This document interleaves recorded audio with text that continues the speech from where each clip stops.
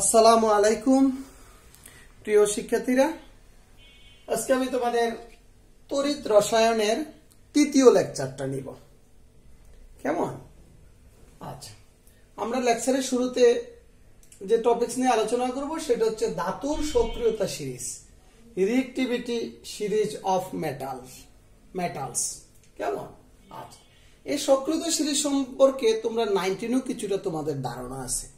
কেমন? সক্রিয়তা সিরিজ কি আমরা পড়েছি ছোটবেলায় অথবা 9-10-এ, যে অধিক সক্রিয় ধাতুগুলোকে উপরের দিকে, কম সক্রিয় ধাতুগুলোকে ক্রমান্বয়ে নিচের দিকে সাজিয়ে যে সিরিজ পাওয়া যায় সেটার নামই হচ্ছে সক্রিয়তা সিরিজ। কেমন? আজকে আমরা দেখব এই সক্রিয়তা সিরিজ কি এবং এই সক্রিয়তা সিরিজের সাহায্যে আমরা বিশেষ করে বিভিন্ন রাসায়নিক বিক্রিয়ার ক্ষেত্রে সক্রিয়তা সিরিজের কি ভূমিকা, বিভিন্ন জিনিস নিয়ে আমরা আলোচনা করব। বিশেষ করে একটা কোষ তৈরিতে, আমরা তড়িৎ রাসায়নিক কোষ তৈরিতে আমরা জানি অ্যানোড ক্যাথোড কিভাবে নির্বাচন করতে হয়, সেটা সেই সক্রিয়তা সিরিজের সাহায্যে আমরা জানতে পারবো। কেমন? মনে রাখবা, ধাতু সমূহের সক্রিয়তা নির্ভর করে তাদের ইলেকট্রন ত্যাগের উপর। যে ধাতু যত সহজে ইলেকট্রন ত্যাগ করতে পারে তার সক্রিয়তা তত বেশি। কেমন? আরেকটা জিনিস মনে রাখবা, যে ধাতু যত সহজে ইলেকট্রন ত্যাগ করতে পারে তার জারণ বিভবের মান তত বেশি। বুঝতে পারছো? আমরা নেক্সট ক্লাসে দেখবা এই সক্রিয়তা সিরিজের বিকল্প হিসাবে আমরা বিভিন্ন ধাতুর জারণ বা বিজারণ বিভবের মান দেখে আমরা কি করতে পারবো, কোন ধাতু সক্রিয়তা সিরিজ কম বেশি আমরা যাচাই করব। কিন্তু আজকে আমরা শিখবো এই সক্রিয়তা সিরিজটা আমরা মুখস্থ করব। কেন মুখস্থ রাখবো একটু পরে বুঝতে পারবা। কেমন? তাহলে আজকে আমরা বলবো কোন ধাতু বেশি সক্রিয়, যার জারণ বিভবের মান যত বেশি, অর্থাৎ যে যত সহজে ইলেকট্রন ত্যাগ করতে পারে তার জারণ বিভব তত বেশি। বুঝতে পারছো? সে তত সক্রিয় ধাতু। তাহলে দেখো, মৌলগুলোকে তাদের ইলেকট্রন ত্যাগের প্রবণতার উপর ভিত্তি করে সাজানো হয়েছে। দেখো, সবচেয়ে সক্রিয় ধাতু লিথিয়াম, পটাশিয়াম, কোনো বইয়ের ভিতরে পটাশিয়াম থেকে শুরু করছে। কেমন? যাই হোক, সবচেয়ে সক্রিয় ধাতু lithium, potassium, calcium, magnesium, aluminium, zinc, iron, তারপর tin, lead, hydrogen, copper, silver, gold. অর্থাৎ উপর থেকে নিচের দিকে গেলে তাদের, এই যে আমি তীর চিহ্ন দিয়ে দেখাইছি, কেমন? অর্থাৎ উপর থেকে নিচের দিকে গেলে তাদের সক্রিয়তা হ্রাস পায়, অর্থাৎ তাদের জারণ বিভবের মান হ্রাস পেতে থাকে। আর যদি উল্টা বলো, নিচ থেকে উপরের দিকে গেলে তাদের সক্রিয়তা বৃদ্ধি পায়, অর্থাৎ তাদের জারণ বিভবের মান বৃদ্ধি পায়। জারণ বিভবের মান বৃদ্ধি পাওয়া মানে ইলেকট্রন ত্যাগের প্রবণতা বৃদ্ধি পাওয়া। বুঝতে পারছো?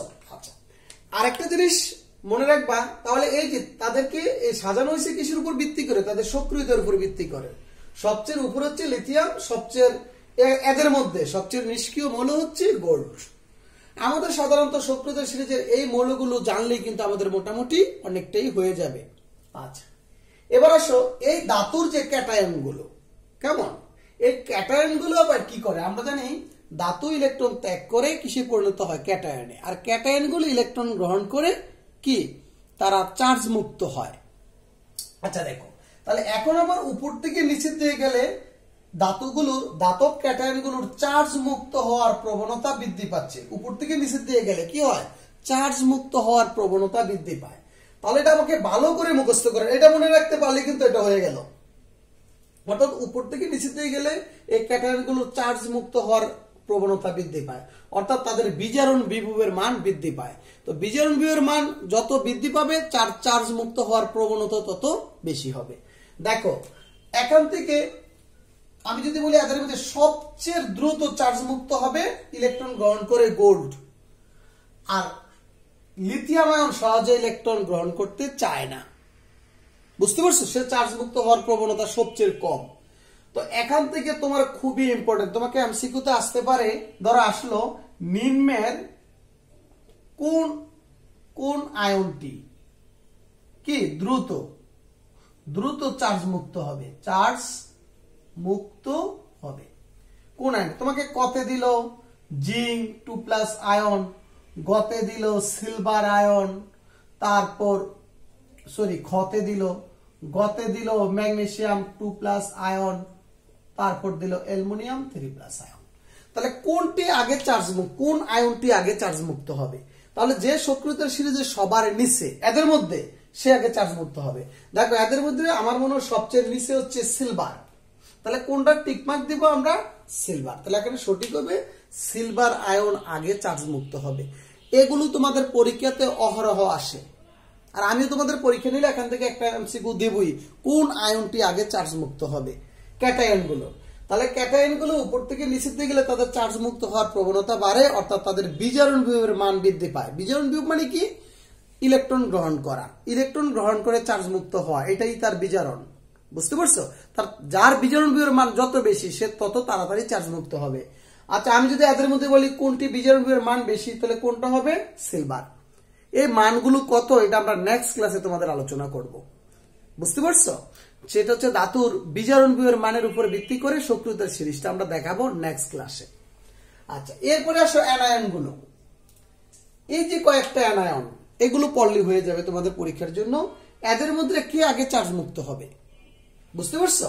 এদের মধ্যে কোনটা? দেখো, তাহলে উপর থেকে নিচের দিকে গেলে চার্জ মুক্ত হওয়ার প্রবণতা বৃদ্ধি পায়। তাহলে আমি যদি এদের মধ্যে বলি কোনটা আগে চার্জ মুক্ত হবে, একইভাবে যদি বলি কোন আয়নটি আগে চার্জ মুক্ত, দিয়ে দিলাম হাইড্রোক্সিল, দিয়ে দিলাম আয়োডিন, ক্লোরিন, তারপর দিলাম কি নাইট্রেট। তা কে আগে চার্জ মুক্ত হবে? হাইড্রোক্সিল, যে সক্রিয়তার সিরিজের নিচে। তাহলে যে ক্যাটায়ন বা অ্যানায়ন যেই হোক না কেন, যারা সক্রিয়তার সিরিজের নিচে অবস্থিত তাদের উচ্চ ইলেকট্রন গ্রহণ করে বিজারিত হওয়ার প্রবণতা বৃদ্ধি পাবে। আর ওরা কি করবে? ইলেকট্রন গ্রহণ করে, ইলেকট্রন যেহেতু ঋণাত্মক আয়ন, তারা ইলেকট্রন কি করে, সরি, তারা ইলেকট্রন ত্যাগ করে। তারা কি করবে? তারা ইলেকট্রন ত্যাগ করে তারা চার্জ মুক্ত হবে। ইলেকট্রন ত্যাগ করে, যেমন ক্লোরিন কি করবে? একটা ইলেকট্রন ত্যাগ করে কি হবে? Chlorine chloride ion, sorry chlorine হবে। দুইটা ক্লোরিন মিলে কি হবে? ক্লোরিন গ্যাস হবে। তাহলে তারা কি করে? ইলেকট্রন ত্যাগ করে চার্জ মুক্ত হয়। তাহলে এদের মধ্যে কে আগে ইলেকট্রন, সবচেয়ে আগে ইলেকট্রন গ্রহণ করবে? হাইড্রোক্সিল আয়ন সবচেয়ে আগে ইলেকট্রন গ্রহণ করে সে চার্জ মুক্ত হবে। তাহলে ভালো করে, তাহলে আমরা কি এই সিরিজটা এটা মনে রাখতে পারলেই হলো, এটা মনে রাখতে পারলে এটা হয়ে গেল, আর এটা তো অবশ্যই আমরা মনে রাখবো। কেমন? ওকে, এবার আসো আমি যেটা দেখাবো তোমাদের, যে অনেক সময় যে ধরো আমরা যদি কোনো একটা দ্রবণে যে একাধিক ক্যাটায়ন বা অ্যানায়ন থাকে, একাধিক ক্যাটায়ন বা অ্যানায়ন থাকে, তা কে আগে চার্জ মুক্ত হবে? কেমন? তাহলে মনে রাখবা, যদি একাধিক ক্যাটায়ন থাকে একটা দ্রবণে, ধরো তোমরা এই 9-10 পড়ছো তড়িৎ বিশ্লেষণ কোষে, কেমন? এটা একটা তড়িৎ বিশ্লেষণ কোষ। কেমন? এখানে আমি ব্যাটারির সাহায্যে বিদ্যুৎ চালনা করলাম, ধরো এখানে একাধিক ক্যাটায়ন আছে, কে আগে চার্জ মুক্ত হবে? যদি একাধিক ক্যাটায়ন বা একাধিক অ্যানায়ন থাকে, কে আগে চার্জ মুক্ত হবে? আমরা জানি ক্যাটায়ন গুলো ক্যাথোডের দিকে যে ইলেকট্রন গ্রহণ করে চার্জ মুক্ত হয়, আর অ্যানায়ন গুলো কি? অ্যানায়ন গুলো কোথায় যায়? অ্যানোডের দিকে অগ্রসর হয়ে কি করে? ইলেকট্রন গ্রহণ করে ইলেকট্রন ত্যাগ করে চার্জ মুক্ত হয়। তাহলে এই ইলেকট্রন ত্যাগের প্রবণতা, এই চার্জ মুক্ত হওয়ার প্রবণতা যদি একাধিক ক্যাটায়ন থাকে, দুইটা বিষয়ের উপর নির্ভর করে। কি কি বিষয়ের উপরে? আয়নের গণমাত্রা, আয়নের গণমাত্রা। 2 নাম্বার ইলেকট্রোডের প্রকৃতি, ইলেকট্রোডের প্রকৃতি, অর্থাৎ তড়িৎদ্বারের যে তড়িৎদ্বার আমরা ব্যবহার করব তার প্রকৃতির উপর নির্ভর করে। তাহলে ঘনত্ব আয়নের গণমাত্রা এবং ইলেকট্রোডের প্রকৃতির উপর নির্ভর করে। যেমন আমি তোমাকে একটা উদাহরণ দেই, যেমন সোডিয়াম ক্লোরাইডের লঘু দ্রবণে, সোডিয়াম ক্লোরাইড লঘু দ্রবণে কি থাকে? সোডিয়াম আয়ন আর ক্লোরাইড থাকে। যেহেতু লঘু দ্রবণ, এখানে জলীয় দ্রবণ, এটাও আয়নিত হয় H+ আর কি হাইড্রোক্সিল আয়ন আসে। কেমন? আচ্ছা, তাহলে এখানে এই যে দুইটা ক্যাটায়ন, কেমন? আচ্ছা, আমাকে যদি বলে এই যে বিশেষ করে এই যে দুইটা অ্যানায়ন, ক্লোরাইড আয়ন এবং হাইড্রোক্সিল আয়ন, কে আগে চার্জ মুক্ত হবে? মনে রাখবা, লঘু দ্রবণের ক্ষেত্রে যেহেতু লঘু দ্রবণ উভয়েরই গণমাত্রা কম, তাই স্বাভাবিক নিয়মে হাইড্রোক্সিল আয়ন চার্জ মুক্ত হবে। কারণ একটু আগে আমরা দেখছি সক্রিয়তার সিরিজের নিচে হাইড্রোক্সিল আয়ন অবস্থান করে, তাই স্বাভাবিক নিয়মে হাইড্রোক্সিল আয়ন কি করবে? চার্জ মুক্ত হবে। কেমন? এটা লঘু দ্রবণের ক্ষেত্রে। আর যদি গাঢ় দ্রবণ হয়, যদি সোডিয়াম ক্লোরাইডের গাঢ় দ্রবণ হয়, তাহলে গাঢ় দ্রবণে এই হাইড্রোক্সিল আয়নের থেকে ক্লোরাইড আয়নের গণমাত্রা অনেক বেশি। গাঢ় দ্রবণের ক্ষেত্রে। বুঝতে পারছো? তো যদি গাঢ় দ্রবণ হয় তাহলে এই হাইড্রোক্সিল আয়নের তুলনায় কি ক্লোরাইড আয়ন আগে চার্জ মুক্ত হবে। ওই সময় কিন্তু আর সক্রিয়ত সিরিজটা যে মানবে না, সক্রিয়ত সিরিজটা প্রযোজ্য হবে না। যার গণমাত্রা বেশি সেই আগে চার্জ মুক্ত হবে। ঠিক আছে, যেটা নিয়ম থেকে কিছুটা ব্যাহত ঘটবে। ওকে, এবার আসো আমরা ইলেকট্রোডের প্রকৃতির কথা বলি। কেমন ইলেকট্রোডের প্রকৃতি? যদি স্বাভাবিকভাবে এখানে আমরা প্লাটিনাম তড়িৎদ্বার ব্যবহার করি তাহলে স্বাভাবিক নিয়মে কে আগে চার্জ মুক্ত হবে? হাইড্রোজেন আগে চার্জ মুক্ত হবে। বুঝতে পারছো? যদি আমি প্লাটিনাম তড়িৎদ্বার ব্যবহার করি, সক্রিয় সিরিজে সোডিয়ামের থেকে অনেক নিচে কিন্তু হাইড্রোজেনের অবস্থান একটু আগে আমরা দেখেছি, তাই হাইড্রোজেন আগে চার্জ মুক্ত হবে। কিন্তু আমি যদি এখানে কার মার্কারি তড়িৎদ্বার ব্যবহার করি, মার্কারি Hg, যদি এখানে মার্কারি তড়িৎদ্বার ব্যবহার করি আর এখানে যদি দুইটা আয়ন আছে, সোডিয়াম আয়ন আর কি হাইড্রোজেন আয়ন, সোডিয়াম আয়ন আছে, কে আগে আইসা চার্জ মুক্ত হবে? তখন দেখা গেছে এই হাইড্রোজেনের তুলনায় সোডিয়াম আয়নটা আগে চার্জ মুক্ত হয়। কেন? আমরা আগেই বলছি যার বিজারণ বিভবের মান বেশি সে কিন্তু আগে চার্জ মুক্ত হয়। তো প্লাটিনাম তড়িৎদ্বার ব্যবহার করলে স্বাভাবিক নিয়ম সোডিয়াম থেকে হাইড্রোজেনের বিজারণ বিভবের মান বেশি, তাই হাইড্রোজেন এসে চার্জ মুক্ত হবে স্বাভাবিক নিয়মে, যদি এটা কি প্লাটিনাম তড়িৎদ্বার ব্যবহার করি। কিন্তু যদি আমি এই মার্কারি ব্যবহার করি তখন সোডিয়াম কি করে মার্কারির সাথে যুক্ত হয়। বুঝতে পারছো? সোডিয়াম মার্কারির সাথে যুক্ত হয়ে একটা সংকর ধাতু তৈরি করে, একটা সংকট তৈরি করে। তখন সোডিয়ামের বিজারণ বিভবের মান হাইড্রোজেনের তুলনায় বেশি বৃদ্ধি পায়। তখন কি করে এই হাইড্রোজেনের তুলনায় সোডিয়াম আগে যায় কি করে, সরি এখানে না, সে কোন দিকে যাবে? এটা তো মার্কারি আমরা যেটাই করলাম তড়িৎদ্বার হিসেবে যদি মার্কারি ব্যবহার করি সোডিয়াম আইসা আগে চার্জ মুক্ত হবে। ঠিক আছে, সেই ইলেকট্রন গ্রহণ করে কি করবে? সে কি ও ক্যাটায়ন, তো সরি আমি ভুলই বলছি, ক্যাটায়ন কি দিকে যাবে? ক্যাটায়নটা যাবে ও অ্যানোডের দিকে যাবে না, ক্যাথোডের দিকে। ক্যাটায়ন যায় ক্যাথোডের দিকে, সে এই ক্যাথোড থেকে ইলেকট্রন গ্রহণ করে সে কি করবে? চার্জ মুক্ত হবে। স্বাভাবিক নিয়মে হওয়ার কথা ছিল কিন্তু sodium ion, sorry hydrogen ion কে হবে? Sodium ion. কি ব্যবহার করলে? মার্কারি তড়িৎদ্বার ব্যবহার করলে। কারণ মার্কারি তড়িৎদ্বার ব্যবহার করলে তারা সংকর ধাতু সোডিয়াম মার্কারির সাথে একটা সংকর তৈরি করে, যার ফলে সোডিয়ামের বিজারণ বিভবের মান হাইড্রোজেনের তুলনায় বেশি বৃদ্ধি পায়। জাস্ট এটা জানার জন্য। কেমন? তো তোমাকে এত জামেলার গুলো পরীক্ষাতে খুব কম আসে, কিন্তু আসে কোনগুলো? স্বাভাবিক ওই যে সক্রিয়তা সিরিজটা, কোন ক্যাটায়নটা আগে চার্জ মুক্ত হবে, কোন অ্যানায়নটা আগে চার্জ মুক্ত হবে ইত্যাদি। এখন আসলে সক্রিয়তা সিরিজ থেকে আমরা আরো কি জানতে পারি? যে কোন একটা রাসায়নিক বিক্রিয়ায় কোন একটা দাতব আয়ন তুলনামূলকভাবে অধিক সক্রিয় ধাতু দ্বারা প্রতিস্থাপিত হয়। ঠিক আছে, যে কোন একটা রাসায়নিক বিক্রিয়ায় কোন একটা দাতব আয়ন কি করে? অধিক সক্রিয় ধাতু দ্বারা প্রতিস্থাপিত হয়ে রাসায়নিক বিক্রিয়া সংঘটিত করে। যেমন ধরো তোমার জিঙ্ক ক্লোরাইড, এখানে আমি ম্যাগনেসিয়াম ধাতু দিলাম, অর্থাৎ জিঙ্ক ক্লোরাইড দ্রবণে ম্যাগনেসিয়াম ধাতু যখন বিক্রিয়া করে, দেখো আমরা একটু আগে দেখছি সক্রিয়তা সিরিজে জিঙ্কের উপরে ম্যাগনেসিয়ামের অবস্থান। তো ম্যাগনেসিয়াম কি করে? এখানে জিঙ্ক আয়নটাকে, এটা কিন্তু কি হিসাবে? জিঙ্ক 2+ আয়ন হিসাবে আছে, এই জিঙ্কটাকে সে প্রতিস্থাপিত করে। বুঝতে পারছো? প্রতিস্থাপিত করে সে কি হয়?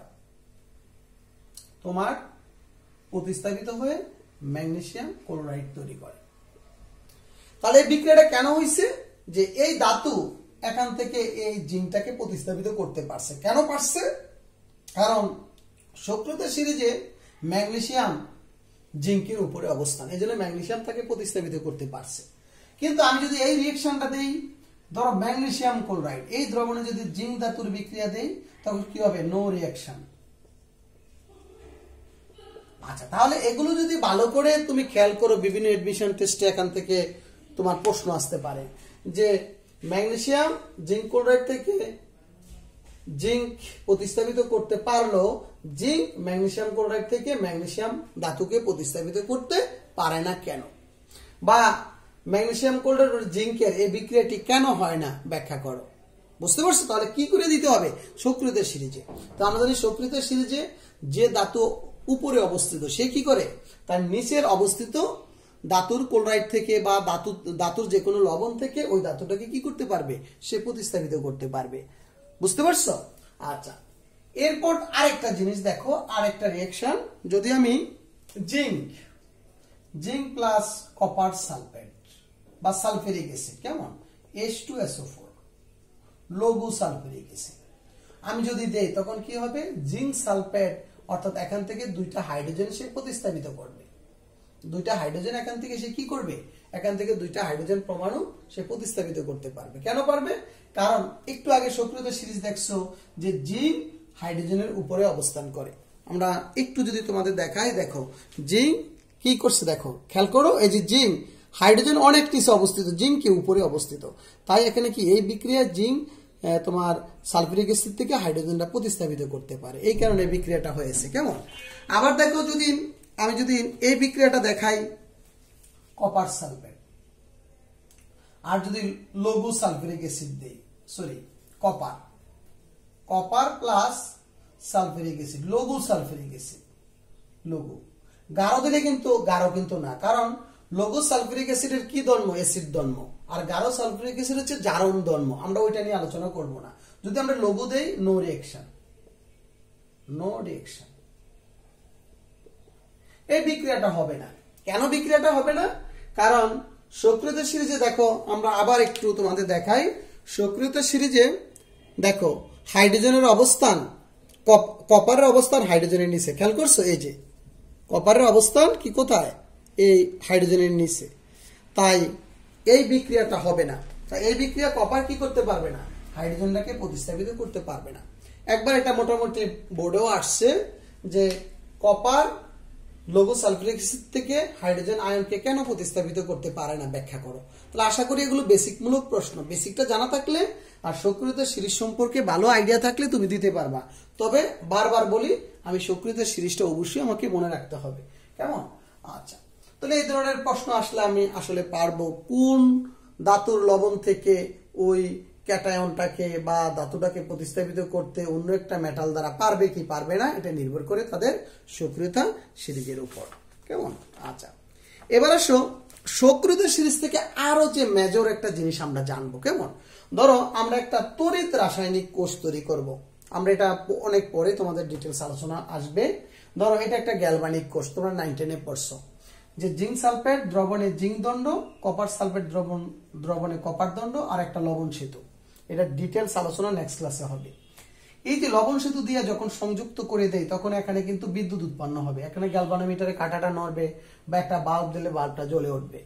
এটা কিন্তু তোমরা 9-10 পড়ছো, এই তড়িৎ রাসায়নিক কোষ। তাহলে এই কোষ গঠনে বিশেষ করে সক্রিয়তা সিরিজ বিশাল একটা গুরুত্বপূর্ণ প্যারামিটার হিসেবে কাজ করে। বুঝতে পারছো কিভাবে? যেমন তুমি কি জিঙ্ক আর কপারের কি করবা, এই দুইটা দ্বারা তুমি কি করবা, তুমি একটা কোষ তৈরি করবা। তুমি জানো কি করে তড়িৎদ্বার নিতে হয়, যে তড়িৎদ্বার নিব তার সালফেট লবণ আমাকে নিতে হবে, তার লবণের তড়িৎ বিশ্লেষণ হিসেবে তার লবণের জলীয় দ্রবণ নিতে হবে। তাহলে আমাকে কি করতে হবে, আমি তো দুইটা তড়িৎদ্বার লাগবে, একটা তড়িৎদ্বার অ্যানোড হিসেবে কাজ করবে আর একটা তড়িৎদ্বার ক্যাথোড হিসেবে কাজ করবে। আর তুমি জানো এই তড়িৎ বিশ্লেষক কোষে জারণ বিজারণ বিক্রিয়া সংঘটিত হয়, অর্থাৎ বাম তড়িৎদ্বারে সবসময় জারণ ঘটে, ডান তড়িৎদ্বারে সবসময় কি ঘটে, বিজারণ ঘটে। তাহলে আমাকে কোনটা অ্যানোড কোনটা ক্যাথোড হিসেবে কাজ করবে, কোন তড়িৎদ্বার অ্যানোড কোন তড়িৎদ্বার ক্যাথোড। এখন তুমি বলতে পারো স্যার আমি যদি এই পাত্রে কি নিতাম, কপার সালফেট, আর এই পাত্রে যদি আমি জিঙ্ক সালফেট নেই, এখানে আমি কি নেই, যদি জিঙ্ক দণ্ড নেই, এখানে যদি কপার দণ্ড নেই, তাহলে এখানে বিদ্যুৎ উৎপন্ন হবে কিনা। আমি বলবো না, বিদ্যুৎ উৎপন্ন হবে না, অর্থাৎ এই বিক্রিয়াটা হবে না, অর্থাৎ এখানে বিদ্যুৎ উৎপন্ন হবে না। কেন হবে না? এটা মূলত নির্ভর করে সক্রিয়তা সিরিজের উপরে। মনে রাখবা, সক্রিয়তা সিরিজের যে ধাতু যত উপরে অবস্থিত, অর্থাৎ যার জারণ বিভবের মান বেশি, যে উপরে অবস্থিত সে কিন্তু অধিক সক্রিয়। তাহলে অধিক সক্রিয় ধাতুটা হবে অ্যানোড, তাহলে এখানে জিঙ্ক কিন্তু উপরে অবস্থিত। আমরা জানি কপার থেকে জিঙ্ক সক্রিয়তা সিরিজের উপরে অবস্থিত, তাই এটা অধিক সক্রিয় কপারের তুলনায়। তাই জিঙ্ক তড়িৎদ্বার অ্যানোড হিসেবে কাজ করবে, কপার তড়িৎদ্বার ক্যাথোড হিসেবে কাজ করবে। বুঝতে পারছো? তোমাকে বললো অ্যালুমিনিয়াম আর কি আয়রন, এই দুইটার একটা তড়িৎ বিশ্লেষণ কোষ তৈরি করো। তাকে আমি এই দুইটার মধ্যে কারে অ্যানোড কারে ক্যাথোড ধরবো। তখন আমি কি দেবো, দেখো আমি দেখবো সক্রিয়তা সিরিজ। কেমন? আমি দেখবো সক্রিয়তা সিরিজ। তো দেখো সক্রিয়তা সিরিজের মধ্যে অ্যালুমিনিয়ামের অনেক উপরে অবস্থা। দেখো এই আছে অ্যালুমিনিয়াম আর এই আছে আয়রন, তো আয়রনের উপরে কে অ্যালুমিনিয়াম অবস্থিত, ঠিক না? তাহলে আমার কে তাহলে অ্যালুমিনিয়াম হবে এখানে অ্যানোড আর আয়রনটা হবে কি ক্যাথোড। তাই আমি এখানে যদি এটা দিয়ে কোষ তৈরি করতে চাই অ্যালুমিনিয়ামের দণ্ড নিব আর কি আয়রনের দণ্ড নিব, আর এখানে আমি দিব অ্যালুমিনিয়াম সালফেট Al2SO4 আর এখানে আমি কি নিব ফেরাস সালফেট। তারপর আমি লবণ সেতু দিই, সংযোগ দিলেই কি আমরা এখানে বিদ্যুৎ উৎপন্ন হবে। তাহলে তুমি খেয়াল করলা যে আমরা একটা রাসায়নিক বিক্রিয়ার একটা তড়িৎ রাসায়নিক কোষ গঠন করতে আমরা অ্যানোড এবং ক্যাথোডের নির্বাচনে যথেষ্ট ভূমিকা পালন করে কে এই সক্রিয়তা সিরিজ। যদি সক্রিয়তা সিরিজ না জানি আমরা কিন্তু একটা তড়িৎ রাসায়নিক কোষ গঠন করতে পারবো না, কারণ কারে আমি অ্যানোড ধরবো কারে ক্যাথোড ধরবো কিভাবে আমি বুঝবো, বুঝতে পারছো? তাহলে আমি যদি ভালো করে জানি সক্রিয়তা সিরিজটা, আমি যে কোনো দুইটা মেটাল দিলেই কি করতে পারবো, কে অ্যানোড হিসেবে কাজ করবে কে ক্যাথোড হিসেবে কাজ করবে খুব সহজে নির্বাচন করতে পারবো। কেমন? তাহলে আমরা এটাও জানতে পারলাম অ্যানোড ক্যাথোড নির্বাচনে যথেষ্ট ভূমিকা। তারপর আমরা যেটা নিয়ে আজকে সর্বশেষ যে টপিকটা নিয়ে আলোচনা করব সেটা হচ্ছে জারণ অর্ধবিক্রিয়া ও বিজারণ অর্ধবিক্রিয়া। কেমন? জারণ অর্ধবিক্রিয়া বিজারণ অর্ধবিক্রিয়া। জারণ ও বিজারণ অর্ধবিক্রিয়া। আগে বলছি অধ্যায়টা তোমাদের কাছে অনেক অনেক ভালো লাগবে পড়তে, বিশেষ করে প্রথম লেকচারটা ছাড়া, আর দেখবা অনেক মজা লাগবে। আর সবাই এই অধ্যায়ে 99% স্টুডেন্টের একটা প্রশ্ন তোমরা অ্যান্সার দিতে পারবা, যেটা আমি তো বলছি আমি 2-3টা লেকচার দিলে একটা কমন ফলে দিতে পারবো, কিন্তু আমি ধারাবাহিক পড়ে যাব। আচ্ছা, তাহলে জারণ এবং বিজারণ অর্ধবিক্রিয়া। কেমন?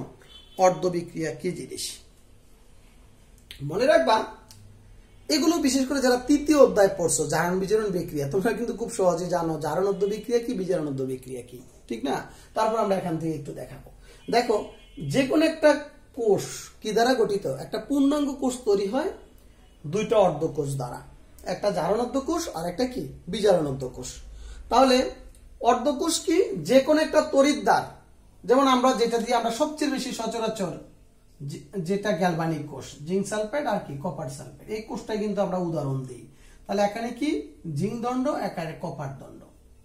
তাহলে মনে রাখবো যে কোনো একটা তড়িৎদ্বার এবং তার তড়িৎ বিশ্লেষক দ্রবণের সমন্বয়ে একটা কি অর্ধকোষ তৈরি হয়, ঠিক আছে? একটা তড়িৎদ্বার এমনকি একটা তড়িৎ বিশ্লেষক কোষ, এই একটা তড়িৎদ্বার তড়িৎ বিশ্লেষক কোষ। তাহলে বলতে পারি দুটি তড়িৎদ্বার এবং দুটি তড়িৎ বিশ্লেষক কোষের সমন্বয়ে কি হয় একটা পূর্ণাঙ্গ কোষ তৈরি হয়। ওকে, আচ্ছা, এই ধরনের কোষের যে কোনো একটি তড়িৎদ্বার এবং তড়িৎ বিশ্লেষক দ্রবণই হচ্ছে তাদের কি অর্ধকোষ। বুঝতে পারছো? হ্যাঁ। আচ্ছা, তাহলে আমরা একটু এই অর্ধকোষগুলোকে কিভাবে প্রকাশ করা হয় আমরা একটু দেখি।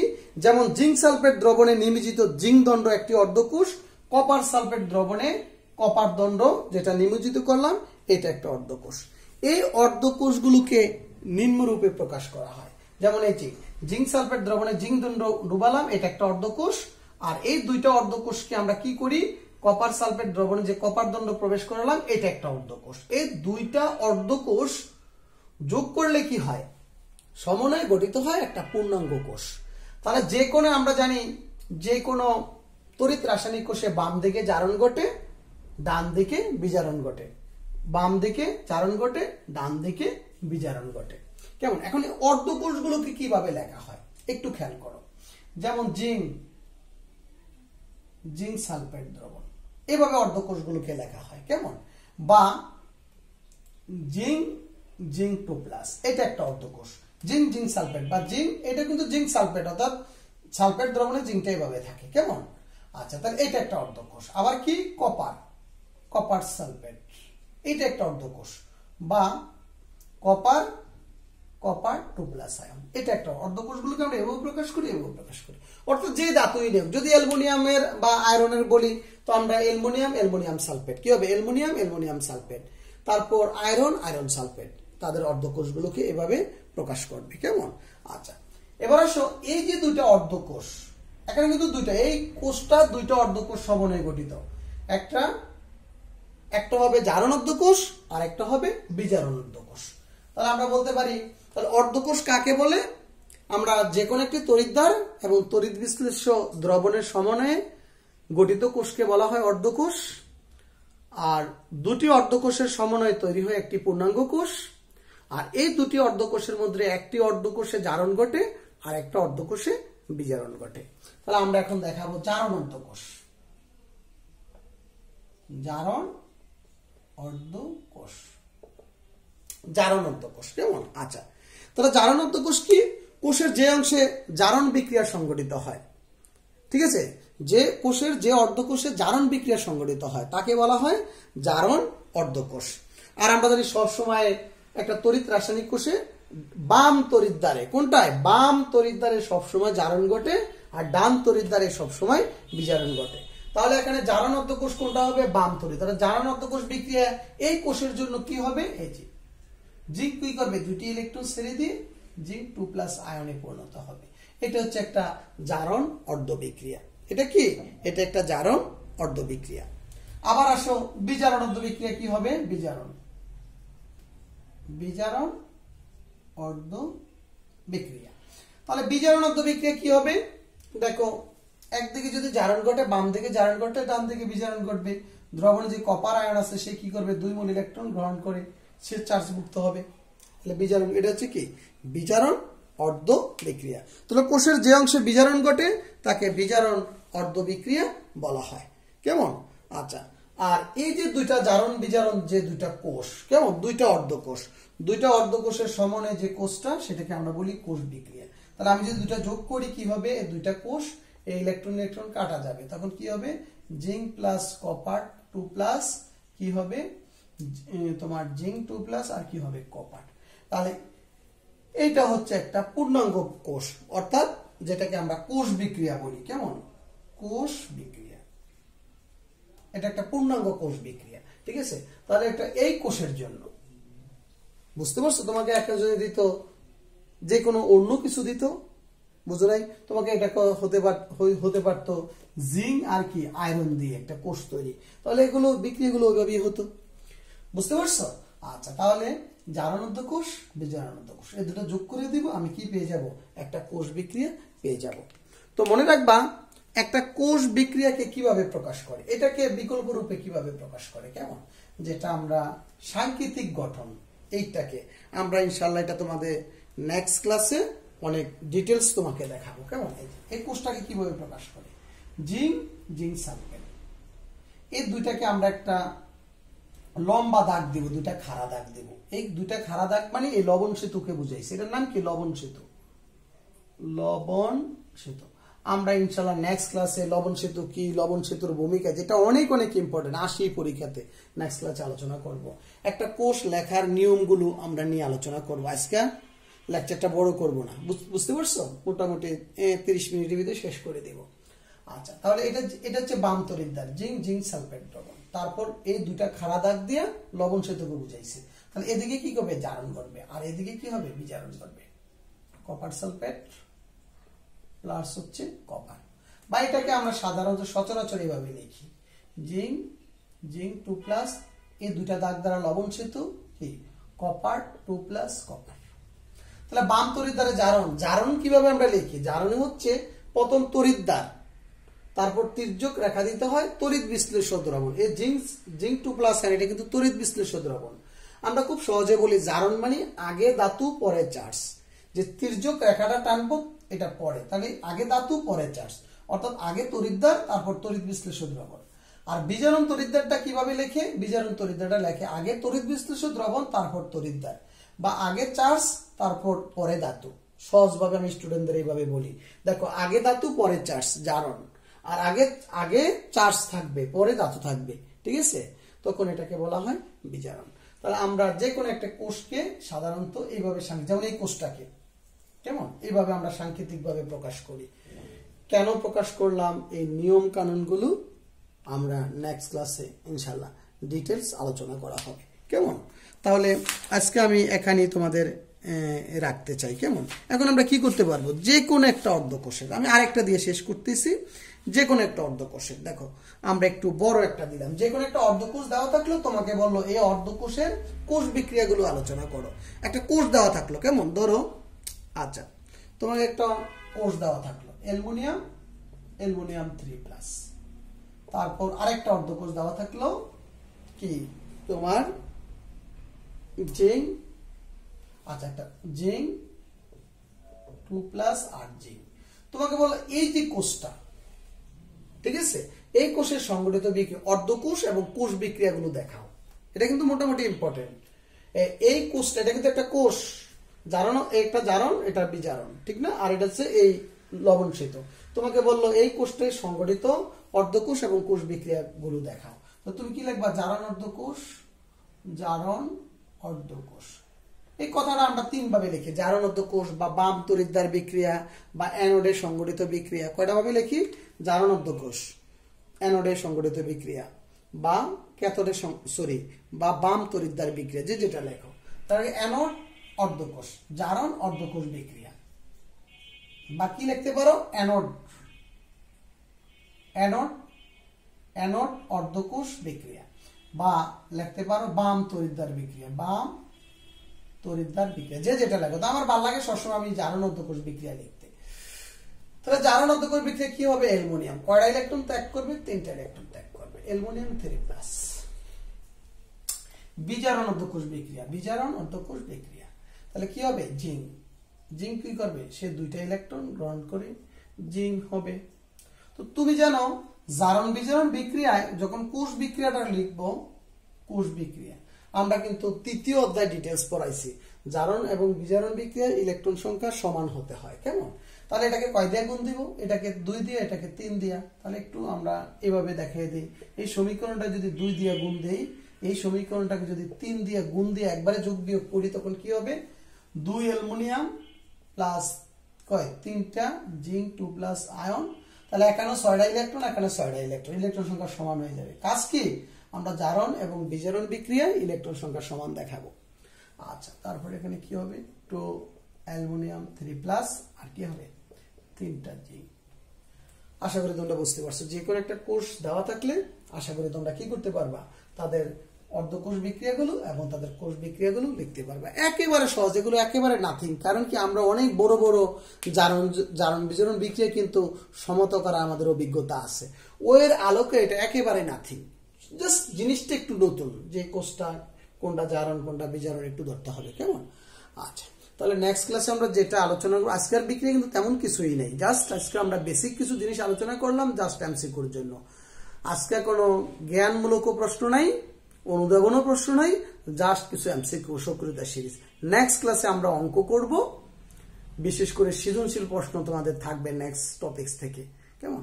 তো ঠিক আছে, তোমরা ভালো থাকো, আল্লাহ হাফেজ।